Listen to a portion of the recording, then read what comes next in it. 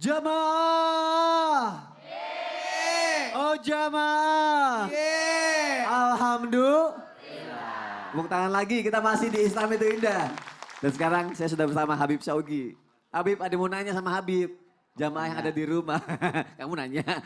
Yang mau nanya jamaah yang ada di rumah Habib. Aku bacain gak apa-apa ya Habib ya? Siap, siap. Oke, ini dari Instagram @friska_francisco.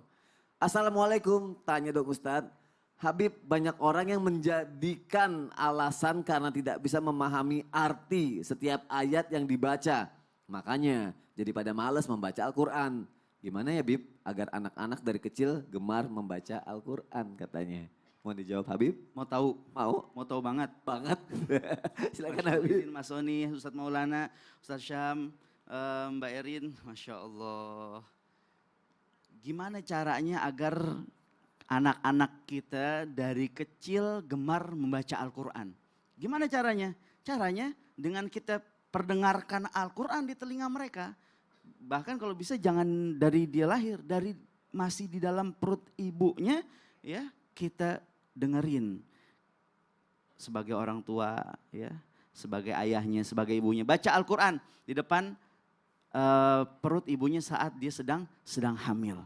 Ya, bahkan diajarin tuh sama guru-guru kita. Kalau kamu mau punya anak menjadi penghafal Al-Quran. Kalau bisa setiap hari baca itu, perdengarkan Al-Quran ya, di perut ibunya. Dalamnya kan lagi ada anaknya tuh, lagi hamil.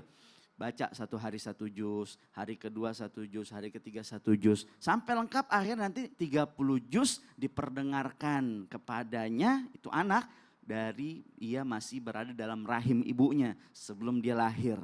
Saat lahir dengerin lagi ya saat terutama lagi nyusuin. Lagi nyusuin anak itu pendidikan untuk sang anak. Jangan kita anggap remeh, anak kita belum bisa baca, anak kita masih kecil, anak kita masih nyusu. Oh kalau begitu nanti didiknya nunggu dia sekolah. Enggak, dari anak kita baru lahir kita bisa memberikan pendidikan kepadanya. Bagaimana caranya? Saat ibu-ibu lagi nyusuin anak, hati-hati. Nyusuin anak ambil wudhu, baca Al-Quran. Enggak bisa baca Al-Quran full. Ya udah paling enggak lagi nyusuin anak kita baca surat Al-Fatihah.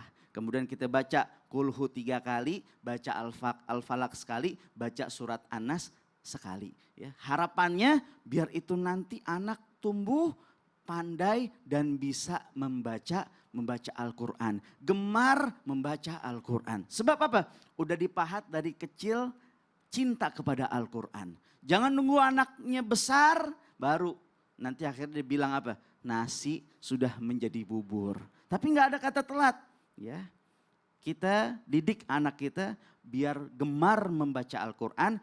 Kitanya pun sebagai orang tua menjadi contoh untuknya. Ya, dulu waktu saya mondok itu ada yang namanya hizib Quran. Gimana tuh? Jadi setiap habis maghrib, antara maghrib sama isya itu bikin halakoh, bikin bundaran lingkaran gitu. Ya, masing-masing halakoh ada 5 orang, 4 orang. Itu hizbul Quran.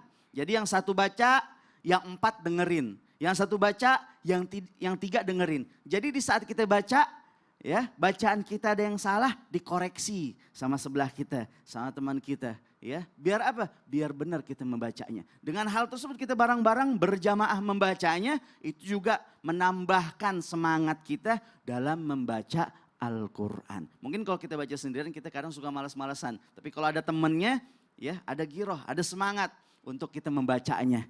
Ketika kita ngantuk, ada yang bangunin. Tapi kalau kita baca sendirian, kita ngantuk, nggak ada yang bangunin. Melek-melek udah kesiangan. Maka kita biar gemar membaca Al-Quran. Kita juga ajak anak-anak kita agar senantiasa mereka membaca Al-Quran. Dulu orang soleh luar biasa. Sampai ada mereka kumpulin anaknya satu-satu ditanya.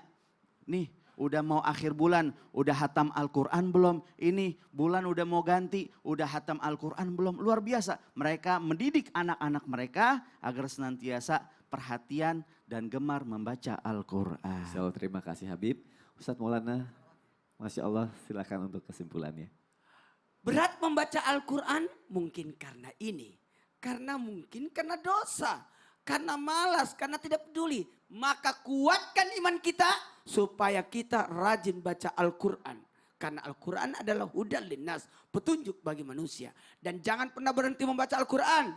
Karena Al-Quran dibaca 4 kali.